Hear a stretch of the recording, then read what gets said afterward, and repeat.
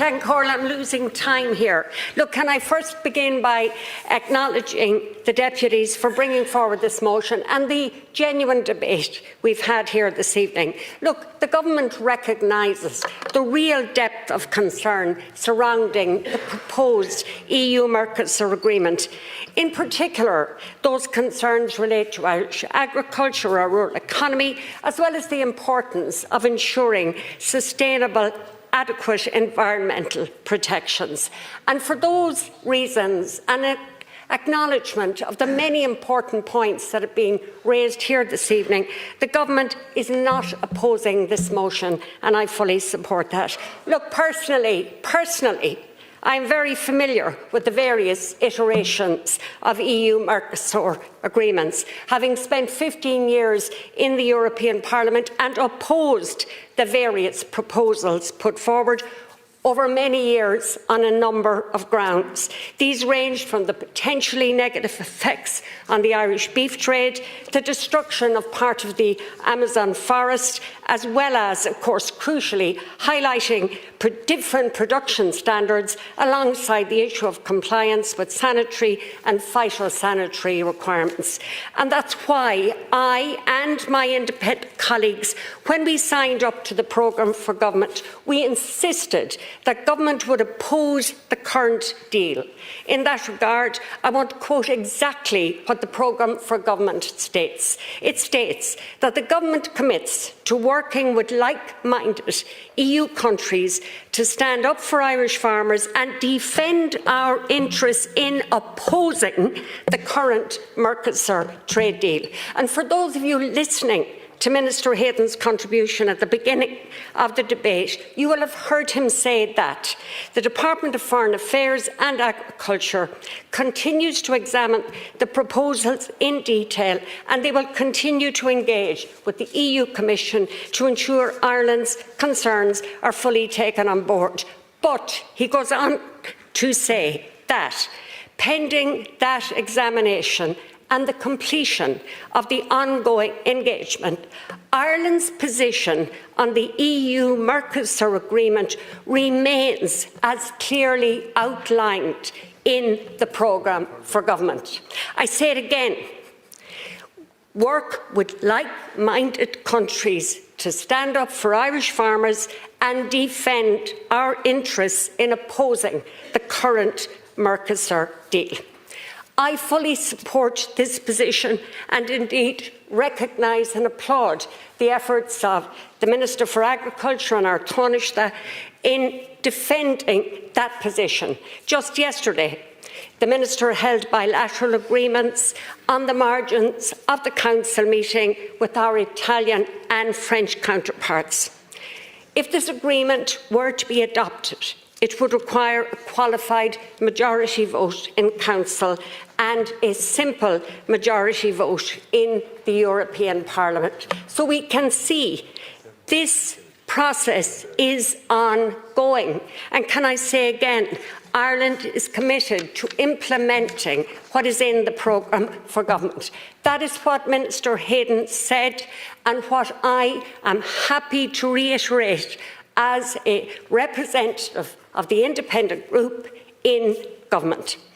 Some deputies have complained loudly about other deputies not being here, but that's a cheap shot, and we all know it.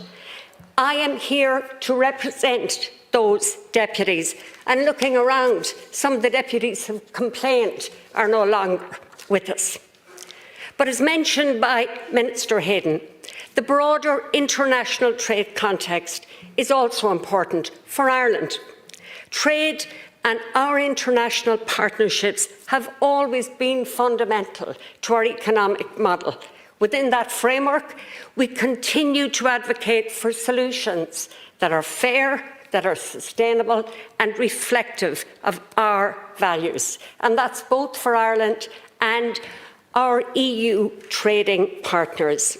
Ireland has long championed free, fair and open trade, and indeed this has been central to our economic model, and our farming community would absolutely support that position. Our EU membership connects us to a growing network of best-in-class free trade agreements, and these agreements support jobs, facilitate investment, uphold stringent EU standards in food safety, plant and animal health, and they also advance environmental and human rights protections globally.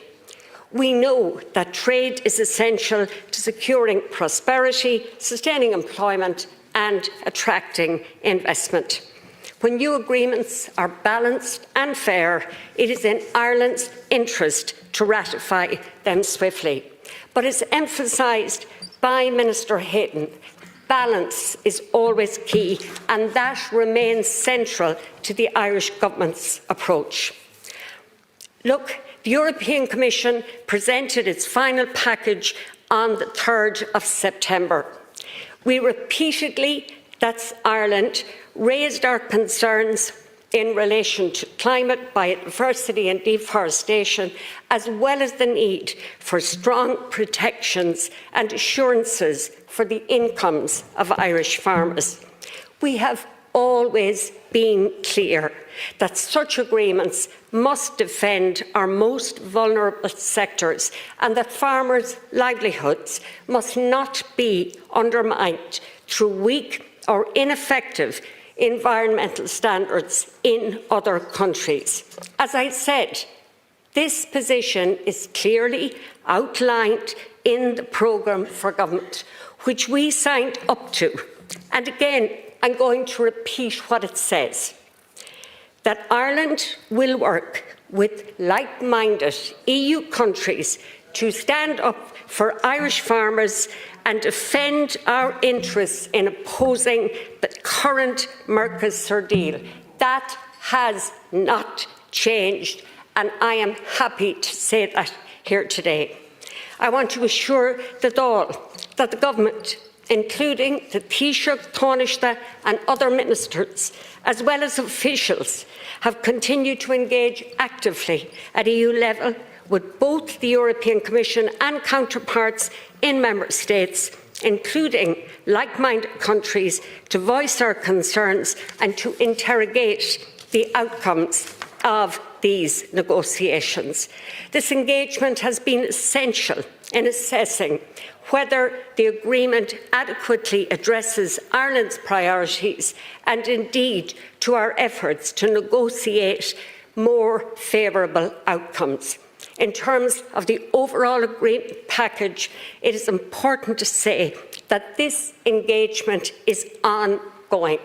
I think any reasonable observer will agree that the Irish Government has worked strongly and assiduously to build and be part of that blocking minority.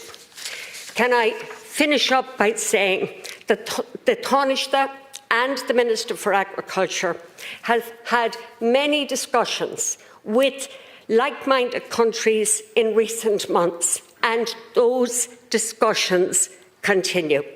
It is also important to say that for Ireland, there would be significant opportunities in software and telecom services, financial services, engineering, life services, food and beverages, education. However, serious concerns remain in relation to agriculture, and they are crucial for me.